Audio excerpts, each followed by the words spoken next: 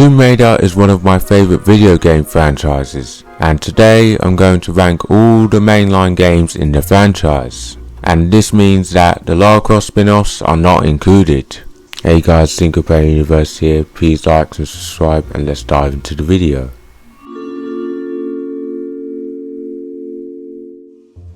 In 11th place is both Tomb Raider Chronicles and Angel of Darkness, the 5th and 6th games in the franchise. I have not played any of these, and even if I did, I don't think my experience with them will be great, so I ain't buying it. In 10th place is Tomb Raider 4, The Last Revelation.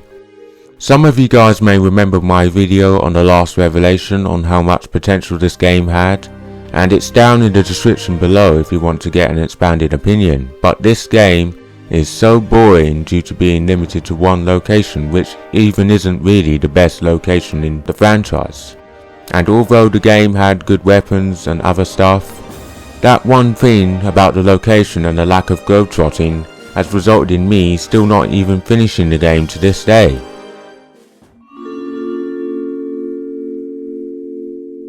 In 9th place is Tomb Raider 2013.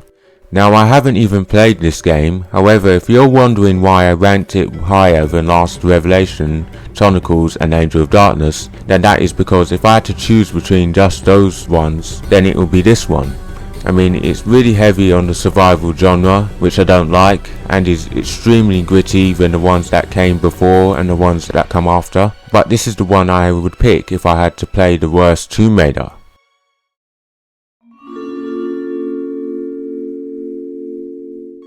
In 8th place is Shadow of the Tomb Raider. Now I only played a slight bit of this game through GeForce Now, and I wasn't impressed. And this may be a bit controversial since I could have put it lower than Tomb Raider 2013.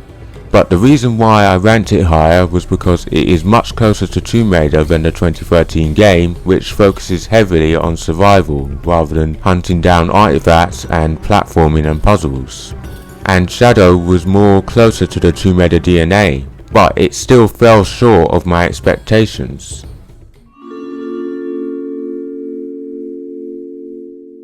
In 7th place is Tomb Raider Underworld.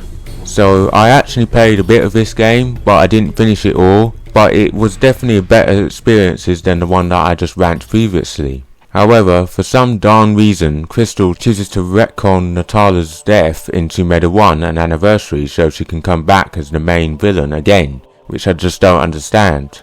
The gameplay is quite decent, but it is not the best. The exploration and vehicle sections are cool, however it is not the one I enjoy the most, and I don't really have much to say about this one.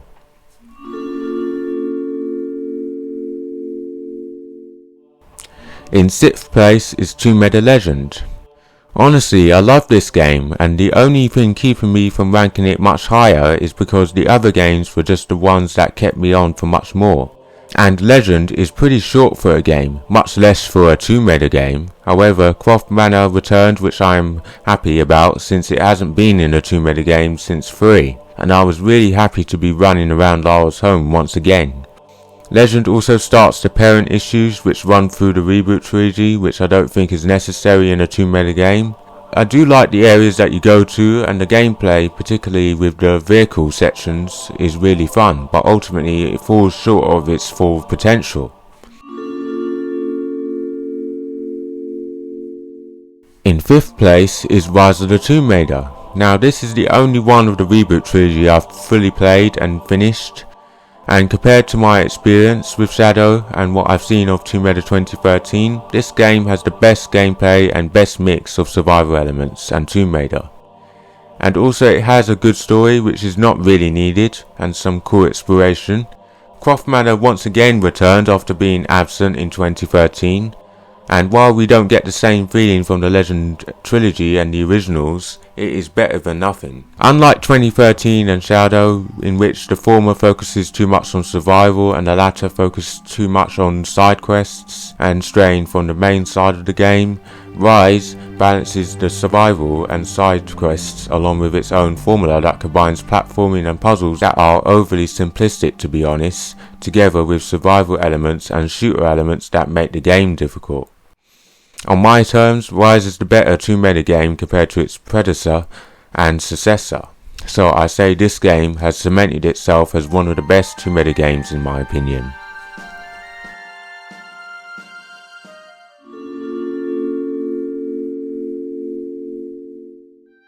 In 4th place is the one that started it all, 2-meta 1. In my opinion, it is a perfect start to the franchise by helping players find their feet with the game.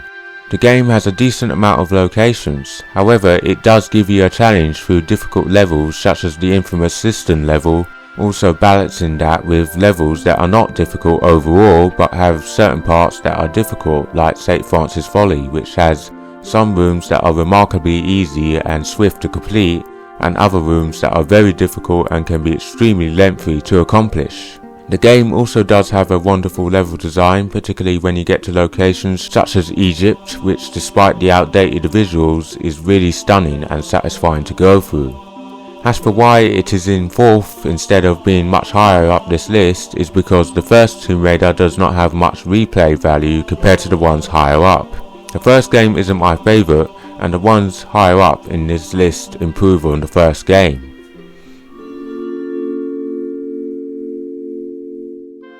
In 3rd place is 2-meta 2, a step up from the first game in everything from difficulty to a massive increase in combat. There are lots of human enemies in this game, and it is quite comparable to a third-person shooter in this regard. The game is also longer and has more locations, with more infamous levels such as the Deck, Temple of Xi'an and Opera House, which are not only just long but very difficult, especially the Deck, which is long and is difficult to get around. Temple of Xi'an is mind-boggling with all the traps that you go through and the dark areas where things can ambush you. Now this game is what most in the community say is their favourite, and the reason why it is lower in this list is because it relied too much on combat and some of the levels are extremely long and even boring at times, especially the Maradoria section. However, the Tibetan section is really nice and enjoyable and is my favourite section in the game, but it isn't enough to convince me to rank it higher.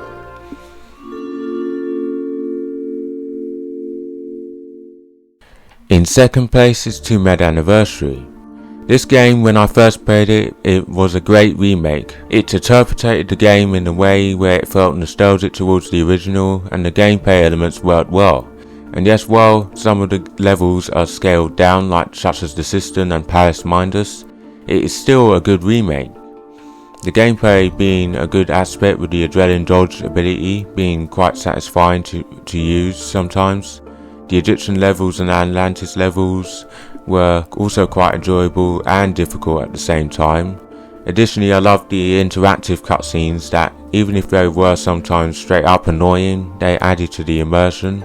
Croft Manor returned for a second time after Legend, and I do love the music that plays during that level and how I can just run around Lara's home. It's just so fun. Also, the ability to do time trials was a good addition since it added the replay value that the first game lacked. Now, some of you guys may say that this should be in 3rd place with 2 in 2nd place, but in my opinion I had more fun with Anniversary compared to 2-meta 2.